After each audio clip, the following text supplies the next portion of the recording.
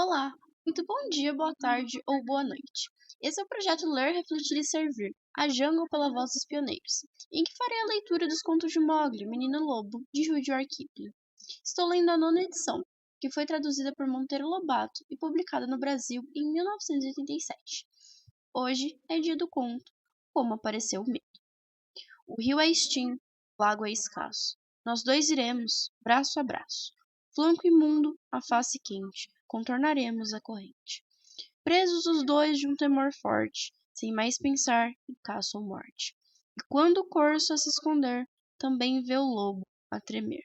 E o bode, eis que vislumbrara o dente, que lhe matou o pai, horrente. O rio é extinto, o lago é escasso. Nós dois iremos, braço a braço. Boa caçada a todos, e eis que alaga a chuva e quebra a trégua das águas. A lei do jungle, que é a mais velha lei do mundo, atende a quase todos os acidentes que possam acontecer para o povo do jungle. Código mais perfeito, tempo e os costumes nunca fizeram. Os leitores lembram-se que Mowgli havia passado uns anos de sua vida na alcateia de Seoni, aprendendo com Baloo a lei.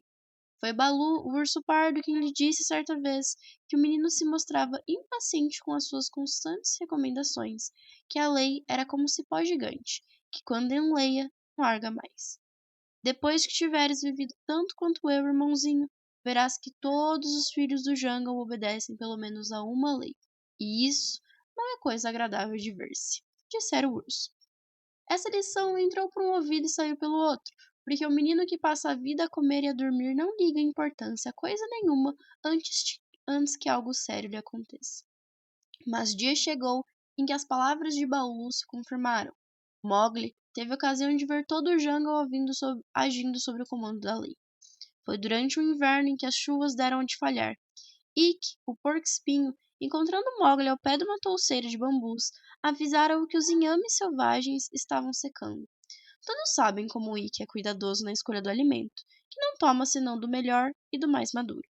Por isso, Mowgli sorriu e disse: Que me importa semelhante coisa? Nada.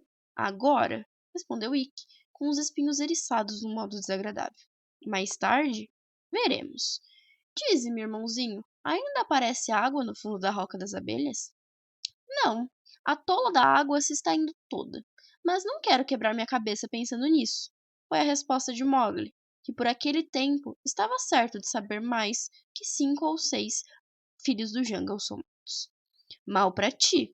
Uma rachazinha nessa cabeça sempre permitiria a entrada de alguma sabedoria. Rosnou Ikki, fugindo com o corpo antes que Mowgli lhe puxasse os bigodes. Mowgli referira ao urso a conversa.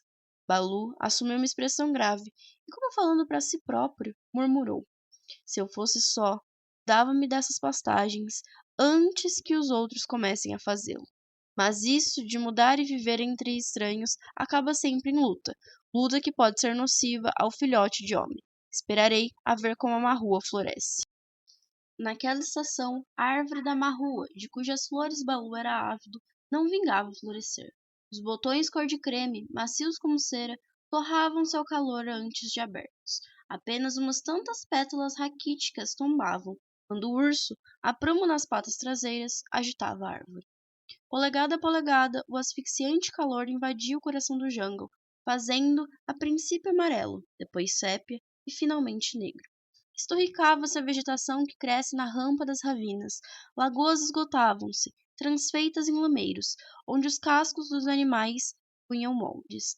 As trepadeiras sumarentas escorriam das árvores abaixo, murchas para virem morrer, ressecas ao pé dos troncos. Bambus feneciam e zuniam lugubremente quando os ventos quentes se coavam por entre as suas varas nuas. Os musgos verde-oliva destacavam-se das mais abrigadas rochas, deixando-as calvas e quentes como pedrouros do deserto. Pressentindo que estava por vir, os pássaros e macacos já tinham imigrado para o norte, e dia a dia, os cerdos e veados mais se aproximavam das aldeias, também cruelmente castigadas. Iam morrer de inanição aos olhos de homens muito fracos para persegui-los. Só Tio, o milhano, engordava. Como havia carniça! Cada tarde vinha ele como informe, sempre desalentador, de que o sol estava matando o jungle num círculo correspondente a uma semana de voo em diâmetro. Até ali, ignorante do verdadeiro sentido da palavra fome, teve Mowgli de recorrer ao mel azedo, de 3 anos de idade, tomado de colmeias abandonadas, mel preto como a mora e pulverulento como o açúcar. Também caçava as vespeiras que se formam sob a casca das árvores, para furtar-lhes as ninhadas de ninfas. Todas as criaturas do jungle tinham pele sobre os ossos. Bagheera podia abater 3 gamos por noite sem conseguir refeição que a satisfizesse. Pior, porém, era a falta de água, porque, se os filhos do jungle bebem espaçadamente, necessitam beber bastante cada vez. O calor aumentava sempre, fazendo desaparecer toda a umidade. Por fim, o Waiganga, já muito baixo, tornou-se a única reserva de água a correr por entre as barrancas mortas. E quando Hathi, o elefante selvagem, viu no centro do leito a crista azulada de uma rocha que emergia, reconheceu nela a Roca da Paz. Ergueu então a tromba e proclamou a trégua das águas, como seu pai havia feito 50 anos antes.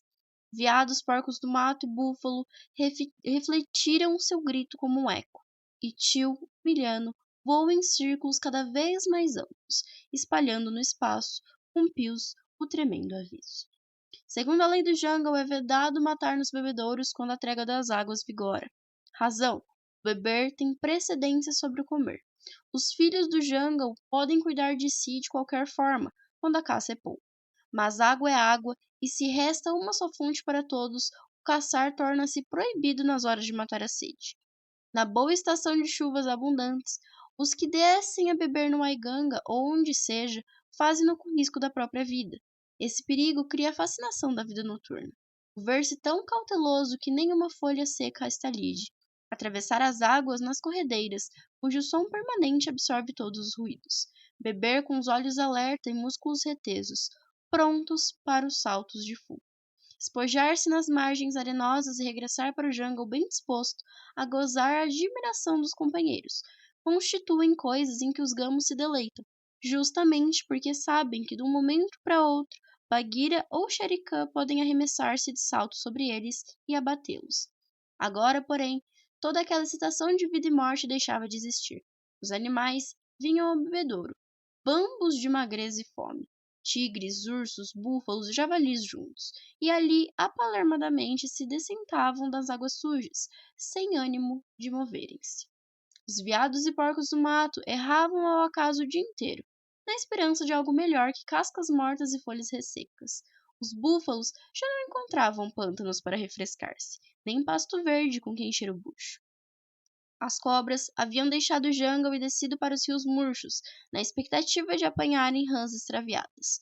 Enrodilhavam-se por longo tempo em torno de pedras nuas, sem sequer darem botes quando o focinho de um porco a fuçar o chão as deslocava. As tartarugas de rio tinham acabado todas nos dentes de Bagheera, o mais hábil dos predadores. Os peixes dormiam enterrados no barro ainda úmido, e a crista azulada da Roca da Paz dia a dia avultava, comprida qual dorso de cobra. Quando nela as ondazinhas de correnteza batiam, a água chiava como em contato do ferro quente.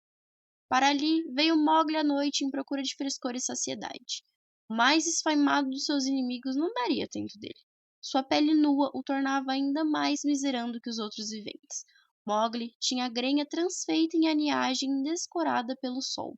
Suas costelas lembravam o vime dos balaios, e os calos dos joelhos e cotovelos, provindo-se dos arrastares de 4, davam a estes membros o aspecto de varas cheias de nós.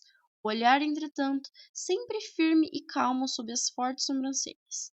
É que Bagheera, sua companheira daquela de transe, não cessava de lhe recomendar que agisse com calma, que caçasse em silêncio, que não perdesse o sangue frio. Passamos um bem mau tempo, disse Bagheera certa noite de forno, mas tudo se remediará se conseguirmos sobreviver até o fim. Está teu estômago cheio, filhote de homem? Há nele alguma coisa. Será, Bagheera, que as chuvas se esqueceram para sempre de nós? Hão de voltar. A marrua há de florescer novamente, e os veadinhos de novo engordarão nos capins rebrotados. Vamos à Roca da Paz ouvir novidades. Trepa no meu ombro, irmãozinho. Não me parece tempo de carregar peso. Posso muito bem caminhar por meus pés. Na verdade, Nenhum de nós está muito bem nutrido, Bagheera. A pantera correu os olhos pelos seus surrados flancos sujos de poeira e murmurou. A noite passada matei um boi na canga. Tão fraca me sinto que não o teria atacado se estivesse solto. Ai de mim! Mowgli sorriu. Sim, somos uns grandes caçadores agora, disse mofando. Eu ataco valentemente as ninfas das vespeiras. E assim falando, os dois mártires da seca desceram à margem do rio, onde uma corredeira se esprairava em várias direções. As águas não podem durar muito, disse Baloo, que já lá estava. Olhem, as trilhas que conduzem a este ponto parecem caminhos abertos pelos homens, de tão batidas. No plaino que se estendia até longe, os arbustos do jungle morreram de pé, mumificados. A pata dos gamos e porcos batera o caminho de sulcos poeirentos, e apesar de ainda cedo, cada um desses vulcos se mostrava cheio de peregrinos em busca de água. Veadinhos e gazelas tossiam dentro dos rolos de pó erguidos pela procissão. Rio acima, na curvatura do mortiço remanso de onde emergia a Roca da Paz, estava Hathi, o elefante selvagem, guardião da trégua das águas. Tinha em redor seus filhos, magérrimos, com as pelancas rugosas ainda mais ressaltadas pelo jogo do luar. Balançavam-se lentamente de um lado e do outro, como sempre fazem os elefantes. Abaixo de Hathi, a vanguarda dos veados. Mais abaixo ainda, as manadas dos porcos do mato e búfalos. Do lado oposto, onde as árvores desciam até a orla da água, os comedores de carne. O tigre, os lobos, a pantera, o urso. Vivemos realmente sob uma lei, disse Bagheera quando entrou na água, vendo a galhada dos veados assustadíssimos e o rebanho de cerdos que se entrepolelavam. Boa caçada para todos vós do meu sangue, acrescentou, já semi-imersa, com meio corpo no raso. E entre dentes, rosnou. Caçada boa tem os bons caçadores. Os apuradíssimos ouvidos dos veados apanharam no ar essa última sentença, e um arrepio de medo perpassou pelo bando. Tréguas, não esquecer que estamos em tréguas, dizia esse rumor. Paz, paz, murmurou Hathi, o elefante selvagem. As tréguas estão em vigor. Não é oportuno falar em caçada. Ninguém o sabe melhor que eu, rosnou Bagheera, volvendo rio acima os olhos cor de ouro. Uma simples comedora de tartarugas sou agora, uma pescadora de rãs. Ah, pudesse alimentar-me de ervas. Nós o apreciaríamos grandemente. Paliu um veadinho novo, nascido na primavera daquele ano. Apesar do miserável estado em que os filhos do jungle se viam, todos sorriram, inclusive Hathi. Mowgli, mergulhado na água morna até os ombros, riu alto, esparramando espuma numa soma de alegria. Bendito, pequenino veado, rosnou a pantera. Quando as tréguas terminarem, lembrar-me-ei favoravelmente da tua agudeza, e nele fixou os olhos penetrantemente, como para o reconhecer em qualquer tempo. Bebedouro abaixo e acima, a conversa tinha se generalizado. Ouviam-se o ronco dos cerdos abrirem passagem, o resmungo dos búfalos que se bamboleavam ao andar, o vozerio dos gamos a contarem entre si tristes histórias da dolorosa peregrinação em que andavam, na cata do alimento. De quando em quando, um deles perguntava qualquer coisa aos comedores de carne, do outro lado do rio, mas todas as novas eram más. Os ventos quentes do jungle persistiam, pululantes, a insinuar-se por entre as rochas, a estalidar galhos, a lançar à água ramos secos e cisco poento. Também os homens estão caindo ao pé dos seus arados, disse um jovem sambur. Entre o pôr do sol e a noite, vi 3 mortos. Lá estão acima e os bois com eles. Imóveis como os vi, breve estaremos lá, nós também. O rio continua a baixar, observou Baloo. Ó Hathi, acaso já viste em tua longa vida seca igual a esta? Há de passar, respondeu Hathi, entre 2 esguichos que a tromba lançava aos fogos. Temos aqui um que não durará muito, disse o urso, volvendo os olhos para o menino a quem ele tanto queria. Eu? Exclamou Mowgli, ofendido, erguendo-se na água. É verdade que não tenho tapete peludo a cobrir meu corpo, mas se o tapete que usas, Baloo, vier um dia a vagar... Hathi deu uma gargalhada, enquanto Baloo, ressentido, advertia com severidade. Filhote de homem, não fica bem dizer isso ao mestre da lei. Nunca minha pele vagou. Não quis ofender-te, Balu, mas pareces um pouco na casca. A mim, que sou um pouco descascado. Se essa tua casca pardacenta vier a vagar...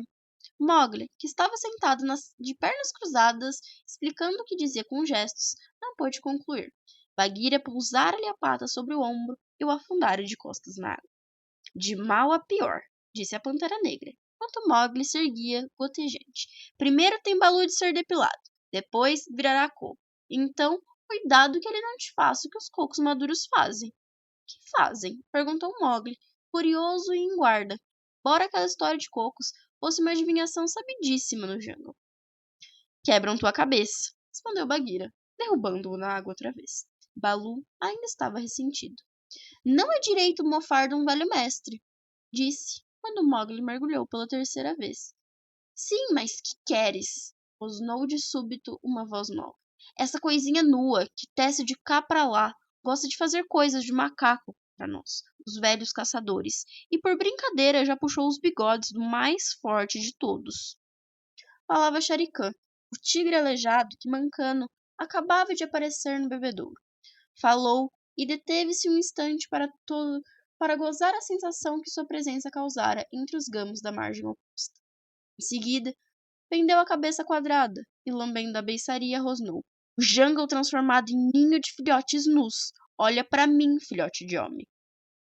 Mowgli olhou, ou melhor, fitou o tigre nos olhos com tal insolência que após um minuto Shere Khan baixava a cabeça, incomodado. Filhote de homem isso, filhote de homem aquilo. Ela foi resmungando enquanto bebia. Depois murmurou. Filhote de homem? Nem filhote, nem homem. Fosse uma coisa ou outra e teria medo.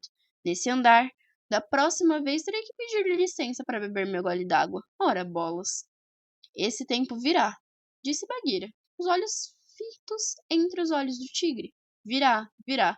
Mas tu, Shere Khan, que novo crime acabaras de cometer? O aleijado mergulhara nas águas das faces, das quais escorria algo escuro e oleoso. Homem, respondeu Shere Khan friamente. Matei um, não faz uma hora. E continuou a resmungar para si mesmo. A fileira de animais que orlava o rio oscilou. O murmúrio ergueu-se. Homem? Ele matou um homem? E os olhares de todos se dirigiram para Hatch, o elefante selvagem, qual parecia alheio a tudo. Hatch nada fez antes do momento próprio. E é essa uma das razões por que vive tanto.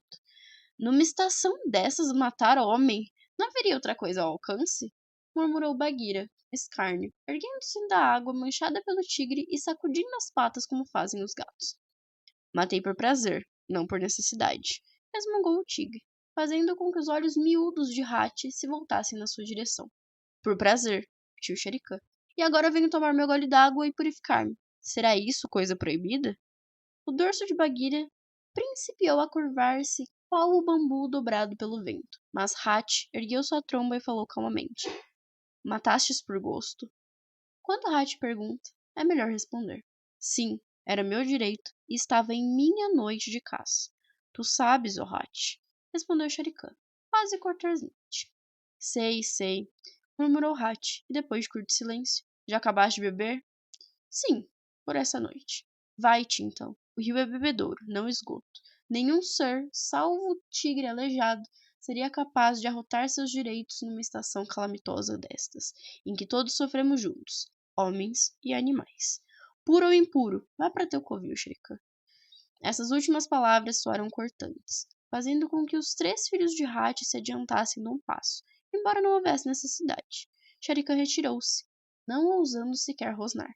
Sabia, como todos no jungle sabem, que dos momentos supremos, quem diz a última palavra é sempre o elefante. Que direito é esse a que se referiu Shere Khan? Perguntou Mowgli ao ouvido de Bagheera.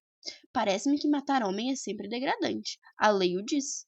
Hatch, entretanto, deixa entender que... Pergunta-o a ele. Eu não sei, irmãozinho.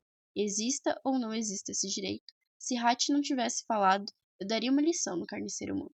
Vir a Roca da Paz ainda fresco da morte de um homem e acabar-se. Coisa de chacal. E ainda sujou nossa água. Mowgli criou coragem durante um minuto antes de dirigir-se a Hatch. Depois perguntou. Que direito é esse a que se referiu Shere Khan, ó Hatch? Em ambas as margens, sua pergunta foi repetida, porque o povo do jungle é curioso. Todos acabavam de presenciar algo que nenhum, exceto o pensativo Balu parecia compreender. Trata-se de uma velha história, respondeu Hatch. Uma história ainda mais velha do que o Jango. Guarde em silêncio, que vou contá-la. Houve durante 1 minuto ou 2 um empurra-empurra entre os cerdos e búfalos. Os chefes dos bandos logo impuseram silêncio. Vamos à história, Hatch. O elefante adiantou-se na direção da Oca da Paz até ter água pelos joelhos. Apesar de magro, gado e surrado como estava, vulto de Hatch mostrava ao Jango quem ele era. O mais forte. Sabeis, meus filhos, que nada tememos tanto como o homem. Começou ele, com as suas primeiras palavras, seguidas de um murmúrio de aprovação. Isso é contigo, irmãozinho, sussurrou Bagheera Mowgli. Porque comigo? Pertenço à Alcateia, sou um simples caçador do povo livre, replicou o menino. Que tenho com os homens? E sabeis por que tememos o homem? Prosseguiu Hatch. Ouvi-me. No começo do jungle, que ninguém sabe quando foi, nós convivíamos harmoniosamente, sem que um tivesse medo do outro. Secas não havia nesse tempo.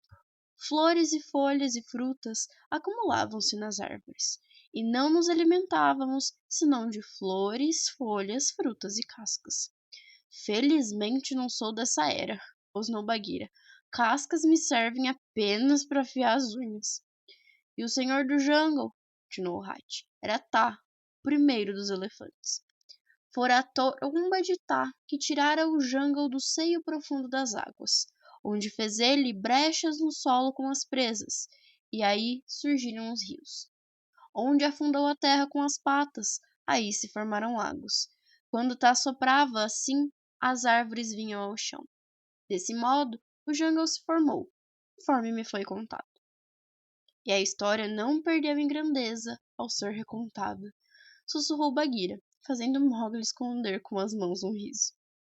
Naqueles tempos não existia o milho, nem os melões, nem a pimenta, nem se viam as cabanas que vemos hoje. O povo do jungle ignorava o homem. Constituía uma grande irmandade amiga. Breve, porém, surgiram disputas a respeito de comida, embora a abundância de alimento vegetal desse para todos. Preguiçosos que eram, cada qual queria comer no próprio lugar onde estava, como fazemos hoje quando as chuvas da primavera vêm abundantes. Tá, o primeiro dos elefantes, vivia ocupado em criar novas florestas e em abrir leito para novos rios.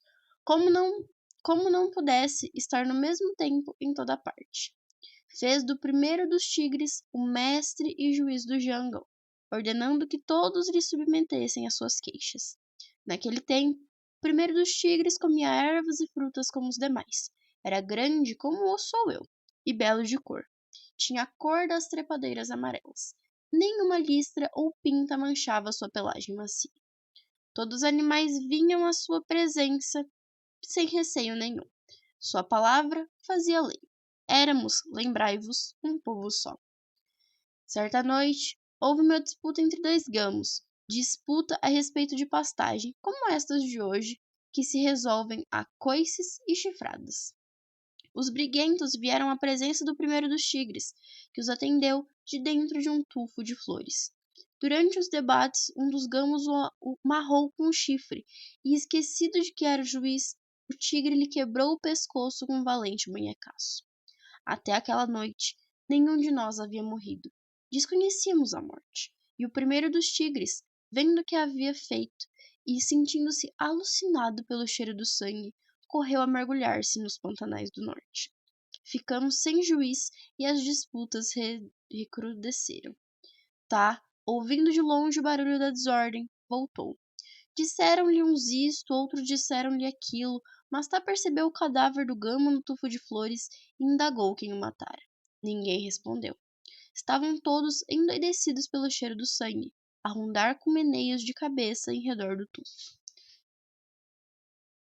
Tá, então, deu ordem aos cipós e árvores de galhos baixos que margeiam as trilhas para que marcassem o matador, de modo que pudesse ser sempre reconhecido. Depois disse: E quem quer agora ser o chefe do povo?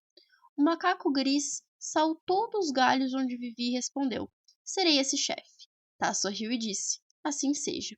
E retirou-se, suspirando. Meus filhos, todos vós conheceis o macaco gris, que era então que hoje é. No começo, havia arranjado uma cara muito sisuda. Depois, deu de coçar-se e pular. Quando Tá de novo regressou, veio encontrá-lo de cabeça para baixo, pendurado pela cauda num ramo, fazendo micagens para o povo do jungle, que por sua vez caçoava dele. Tinha assim desaparecido a lei, substituída por palavrório, tolo e sem sentido. Então Tá nos chamou e disse: O primeiro chefe que vos dei trouxe a morte para o jungle. É tempo de terdes uma lei que não possa ser quebrada. Será ela medo. Quando tiverdes encontrado medo, vereis que é ele realmente o vosso chefe supremo. E então, o povo do jungle perguntou: Quem é o medo? E Tá respondeu: Aprendei-o por vós mesmos. Procurai-o. E então, o povo do jungle espalhou-se em procura do medo. Certo dia, os búfalos. Interrompeu Misa, o chefe da manada de búfalos.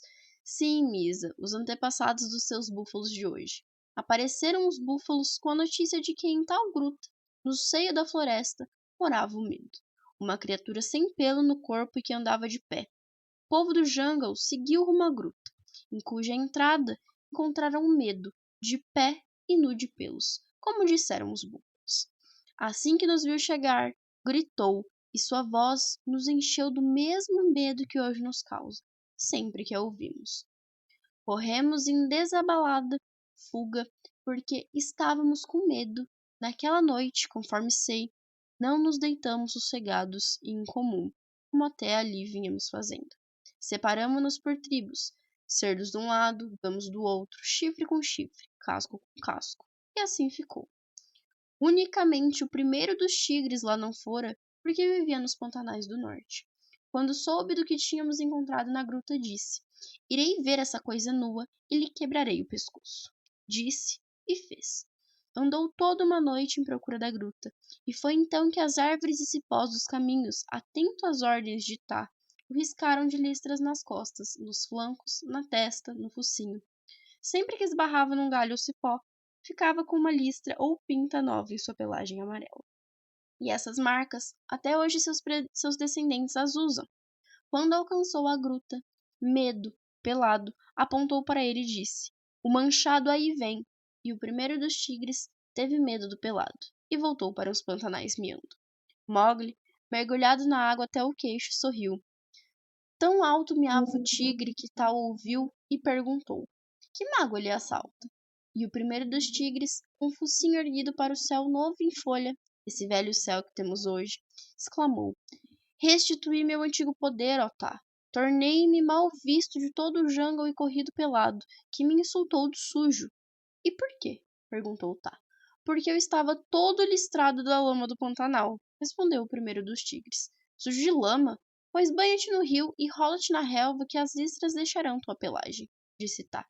E o primeiro dos tigres banhou-se no rio e rolou na relva até que as árvores da mata começassem a girar em torno dele. Mas nenhuma só das listras desapareceu. Tá, que o observava, sorriu. Então o primeiro dos tigres disse: Que teria eu feito para ganhar e ficar assim marcado? E Tá explicou: Matastes o gamo, soltastes a morte no jungle. Com a morte apareceu o medo, fazendo com que os filhos do jungle se amedrontem uns dos outros, e tu te amedrontes do pelado. O tigre disse: Os filhos do jungle não podem ter medo de mim, porque nos conhecemos desde o começo. Tá sorriu. Verifica isso.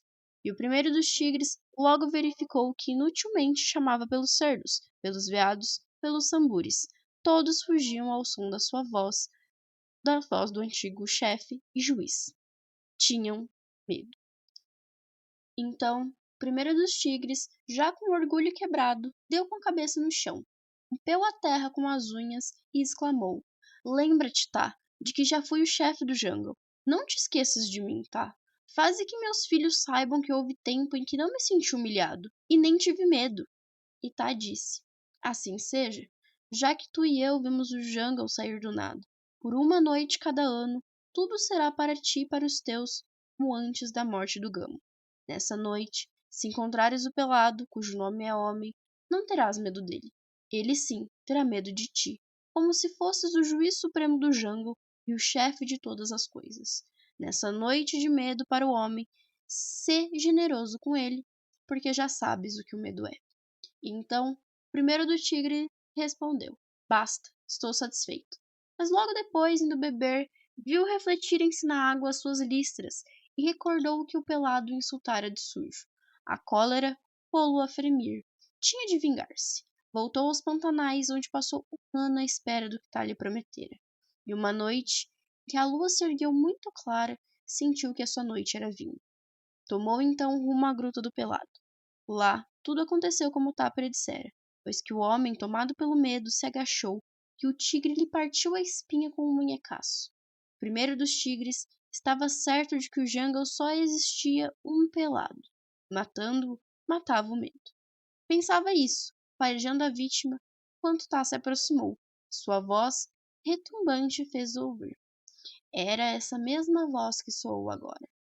Hat referia-se ao trovão que naquele momento reboara pela moraria fresca. Riscas de fogo riscavam o céu, mas não chovia. O elefante prosseguiu. Era esta a voz que o primeiro dos tigres ouviu, voz que perguntava: Onde a tua generosidade, ó tigre? O primeiro dos tigres lambeu os beiços e explicou que apenas matara o medo. Disse então Tá: Louco! O que fizeste foi desatar os pés da morte, e agora a morte seguirá teus passos até o fim dos fins. Tu acabas de ensinar o homem a matar. Com a pata ainda sobre o peito do pelado inerte, o primeiro dos tigres exclamou: Está imóvel como o gamo que matei. Não existe mais medo. Posso voltar a ser o juiz do jungle. E Tá disse: Nunca mais os filhos do jungle virão a ti. Nunca mais cruzarão teu carreiro, nem seguirão teus passos, nem dormirão perto de onde dormires, nem pastarão junto à tua caverna. Unicamente o medo te seguirá, e por meio de golpes que não poderás perceber de onde vem, nem como vem, o homem te dominará. Ele fará o chão abrir-se em armadilhas aos teus pés, para laços de cipós constringirem seu pescoço, para troncos de árvores se erguerem unidos em redor de ti, cercando-te. Por fim, tomará tua pele para aconchego dos seus filhotes no tempo frio. Não tiveste piedade do homem, e o homem jamais terá dó de ti. O primeiro dos tigres era valente, e como ainda fosse dono de sua noite, disse: A promessa de Tá é a promessa de Tá. Terei sempre a minha noite? E Tá respondeu: Uma noite única em cada ano será sempre tua, como já te disse, mas há um preço. Tu ensinaste o homem a matar, e homem não é tardo no aprender. O primeiro dos tigres disse: Aqui está ele sob minhas patas, com a espinha quebrada. Permite-me, Tá, que todo o jungle saiba que matei o medo. Tá sorriu e disse: Tu matastes um entre muitos, mas dize-o tu mesmo ao jungle, pois que tua noite está terminada. Veio o dia e logo à boca da gruta apareceu outro pelado. Vendo o morto sobre o qual o tigre pisava, tomou de uma longa vara de ponta aguda. Eles lançam agora uma coisa que corta, interrompeu Ikki, porco-espinho, que o Gondes, tribo de homens selvagens das redondezas, consideravam um bom petisco. Ikki referia-se à machadinha que os Gondes arremessavam de longe, ao relâmpago.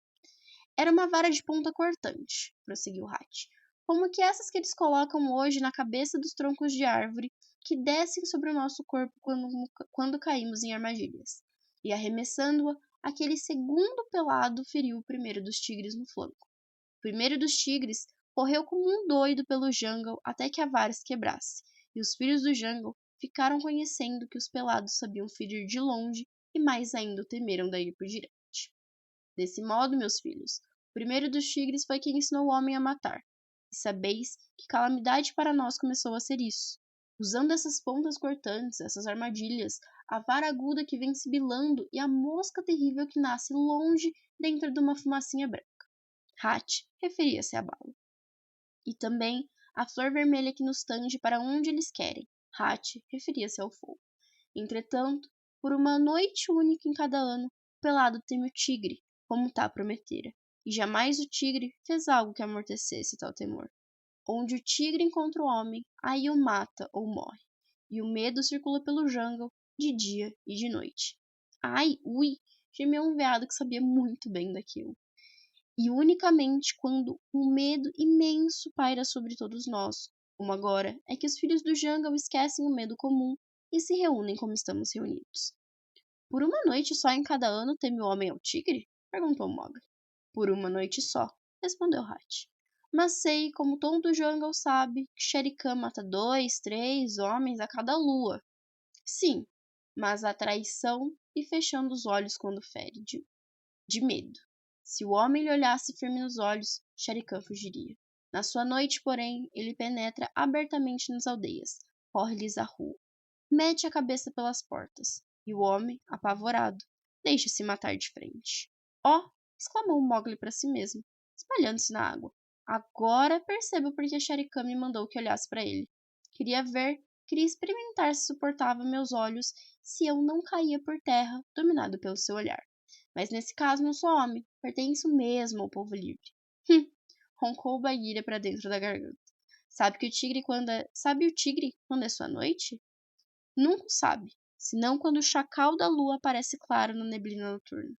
Isso sucede às vezes pelo verão, outras vezes durante as chuvas, e a noite do tigre. Mas, se não fosse o primeiro dos tigres, nada teria acontecido, e nenhum de nós jamais conheceria o medo. Os veados suspiraram, e Bagheera crispou o beiço num sorriso mau. Conhecem os homens essa história? Perguntou ela. Ninguém a conhece, exceto os tigres e nós, os elefantes descendentes de Tá. Agora, vós todos a conheceis. Hatch mergulhou a tromba na água como sinal de que tinha dito tudo.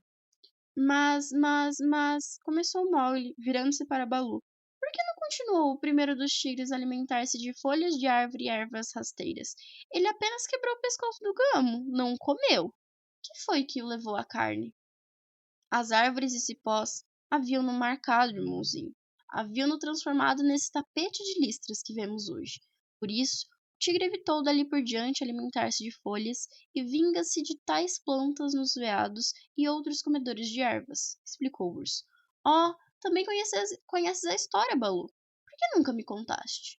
O jungle está cheio de história como esta. Se me pusesse a contá-las todas, não faria outra coisa. Vamos, larga da minha orelha, irmãozinho. Lei do Jungle. Aqui está exposta agora a lei do Jungle, antiga como o céu e como o céu não vera. Lobo que a transgride, por certo sucumbe. O lobo que a respeita, por certo prospera. A lei vai para trás e para diante, como em torno do tronco, a se enroscar a liana. Ouve, a voz do grupo reside no lobo, uma força do lobo do grupo de mana. Lava-te a cada dia a cauda do focinho, bebe. Sacia a sede, mas sem abusar. E não ouvides nunca. O dia é para o sono, e as noites foram feitas para se caçar. O chacal segue o tigre, mas tu, lobozinho, mal te crescerem os bigodes com vigor, apenas poderás confiar em ti mesmo. Lembra-te bem, o lobo é sempre caçador. Esteja sempre em paz com os senhores do jungle, com o urso, com a pantera, com o tigre feroz. Não zombarás do porco na sua guarida, nem turbarás Hatch, o que perdeu a voz. Se duas alcateias se encontram no jungle e nenhuma das duas cogita ceder, espera em calma que confabulem os chefes. Pode o termo cortês prevalecer. Quando tu combateres com o lobo do clã, seja bem num lugar distanciado e escondido, para que outros não entrem no conflito, e que fique o grupo pela guerra diminuído. O antro do lobo há de ser seu refúgio, e quando ele o escolher para seguro lar, a ele não poderá ir nenhum, nem mesmo conselho. Nem o chefe dos lobos pode entrar. O antro do lobo há de ser seu refúgio. Se ele estiver acaso demasiado exposto, mandará ao conselho uma mensagem. Darás de abrigo, mesmo a contragosto. Se a caça for antes da meia-noite, se tu não acordarás a mata com teus gritos, deixarias então os teus irmãos jejunos, deixarias então os galheiros aflitos. Matarás para ti e para a prole, tanto quanto precisem e fores capaz, mas nunca mates pelo prazer de matar, e 7 vezes o homem sempre provarás. Podes tomar a presa de algum mais pequeno, teu orgulho, porém, exaltado não cresce. Também, humilde tem direito na alcateia. Deixa-lhe então o couro, assim como a cabeça. A caça da alcateia pertence à alcateia. Bem onde ela estiver, será comida. Ninguém pode levar desta carne ao seu fojo, sob risco de poder até perder a vida. Mas a caça do lobo, só o lobo come. Fará com ela o que muito bem entender. E só pode a alcateia comer dessa caça se tiver nisso o lobo algum prazer. Os filhotes também têm seu direito, e dos membros do grupo podem reclamar a parte que lhes cabe, e com certeza não haverá quem vá lhes recusar. Há também o direito do covil. Pertence à mãe, que pode reclamar a anca de cada presa, e certamente não haverá quem vá lhe recusar. O direito do fojo é um direito do pai, de caçar para si e para os seus. Porém, só pode ser julgado pelo grão conselho, não devendo ligar no clã a mais ninguém. E por causa de sua idade e astúcia, por seu peso e por suas garras incisivas, por onde essa lei do jungle for omissa, as palavras do chefe são decisivas. Enfim, são essas as leis numerosas do jungle, e potentes elas soem em ser. Mas cabeça e casco dessa lei é a anca, e a bossa estão numa palavra: obedecer. E esse foi o conto Como Apareceu o Medo, de Mowgli, o Menino Lobo, de Rudyard Kipling.